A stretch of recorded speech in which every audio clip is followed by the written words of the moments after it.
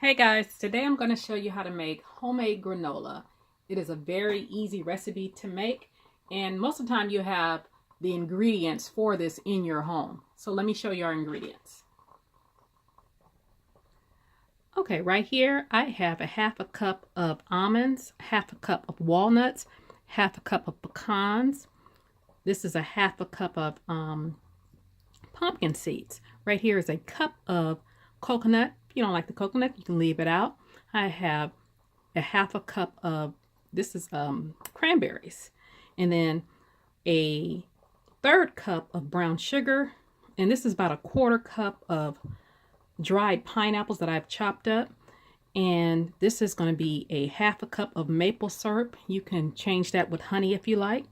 This is going to be a teaspoon of salt, teaspoon of cinnamon, and about a teaspoon and a half of vanilla extract. Over here, this is I have my oats. And these are just the old-fashioned oats. You don't want to use the quick cooking oats because it'll be mushy. So let me show you what we're going to do. Okay, I'm going to put our brown sugar in there. Then you want to kind of break your brown sugar up so you can distribute it evenly. Put all your different nuts in there. Those are the pumpkin seeds, the almonds, the walnuts, and you can use any nuts. These are just the ones I'm using. And that's the pecans. There's your coconut. Now your fruit you're not going to put in there. You're going to leave that in because you don't want to cook the fruit. You're going to leave your dried fruit for later. Then you want to mix all this up. Mix with your hand, or you can mix it with a spoon. Your hands are your best tools. So let me do our wet. Oh, actually, let me put the salt in. Put a little salt in there. Put the cinnamon. Now, I don't think I mentioned in here, this is going to be a half a cup of coconut oil. Now, you can use any oil you like. You can use canola oil.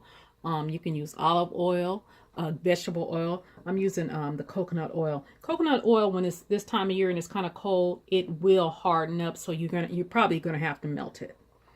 And then I'm going to take this half a cup of maple syrup. Like I said, you can use honey if you like, or agave. And then I'm going to take this vanilla, and I'm just going to mix this up. And you're going to have your oven set between 300 and 325. I have mine. My oven gets really, really hot. I have mine set at 300. Now I have put a glove on because this is going to be quite sticky. And like I said, you can use a spoon, but I like to get in there with my hands. And you're just going to pour that oil and maple syrup mixture right over your oats. And then start off with mixing with a spatula. And you're going to mix this thoroughly. And then you're going to, you can either spray a cookie sheet, or you can line it with foil, and because you want to spread it out. You want a pretty large sheet, and then you're going to bake it for 40 minutes.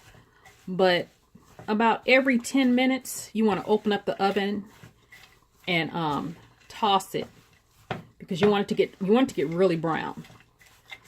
So let me get my pan. All right, I got it thoroughly mixed up, and there's my prepared pan. And I just sprayed it with some cooking spray. And then you're just going to dump it all out on the pan. And just spread it, to each corner. And you can, like I said, you can use parchment paper if you don't want to deal with the cleanup. And so I am going to put this in this oven, and then I'm going to stir it, like I said, in 10 minute intervals. So I will let you see what it looks like when it starts browning, because it's going to brown on the edges, and then you're going to stir it from the edges in until it gets like a deep brown. Okay guys, this is the second time I've taken it out the oven, and it's browning up, but you want to go in from the edges and bring it in and stir it, and then spread it back out on the pan, and then put it back in the oven. We probably got about 15-20 more minutes to go on this.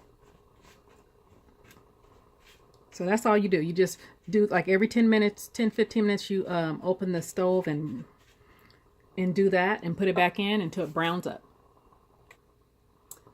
All right, guys, this is what it looks like when it's done. Mine took a little bit longer, probably about 50 minutes, because I had it kind of thick and I had to keep, you know, stopping it and stirring it up. But see how brown that is?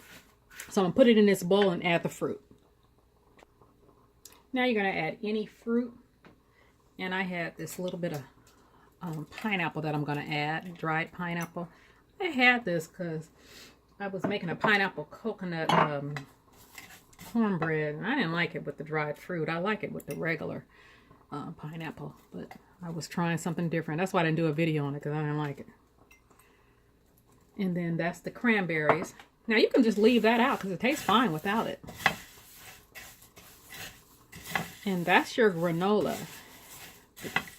And see, you can put anything in that you want. And then I'm gonna put some in here, and you can give it as gifts too. So let me show you what that looks like. All right, guys, this is what it looks like in a jar, and you can put like a piece of fabric on it with a bow, and this makes great gifts, and people love this stuff. Okay, and you can actually get, you know, the smaller jars, but I'm just storing it in this. And this will stay, as long as you have it in an airtight container, this will stay a couple of weeks, and it'll stay fresh. All right, that is your homemade granola. You guys have a great day.